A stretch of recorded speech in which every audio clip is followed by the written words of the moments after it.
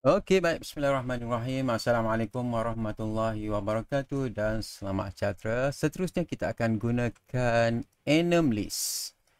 Okay, di mana kita akan catat bila tarikh, nama kelas, nama murid. Kita akan dapat peratusan kehadiran dan kita akan pecahkan peratus senarai nama murid menggunakan formula digit, flip dan flatten untuk lagi lajulah daripada one to many. Okey, contoh.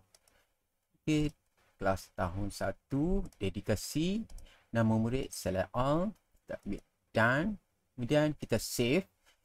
Kita akan dapat data di kehadiran ni semua murid yang hadir pada hari ini.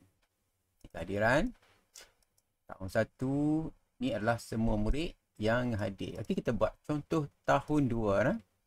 Tahun 2 dedikasi. Okey, ada 2 orang tak hadir dan kita akan dapat peratus kehadiran, save. Dan kita akan diberikan dengan murid tahun 2.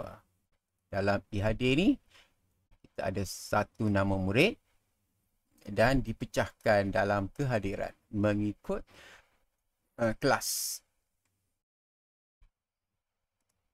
Dan kalau kita lihat sini, tahun 2 dah ada senarai nama murid yang hadir pada hari ini. Itu kita gunakan formula tahun 3 tekun, Salah 1 tak hadir dan ratusan, save. Dan kita akan dapat dalam ni lah tahun 3 senarai nama murid yang hadir pada hari ini. Okey, tu formula ni saya akan share dalam description. Dengan saya share sekali dengan spreadsheet ni lah. Boleh lihat formula split dan flatten. Okey, sekian perkongsian kali ni. Assalamualaikum warahmatullahi wabarakatuh. Bye bye.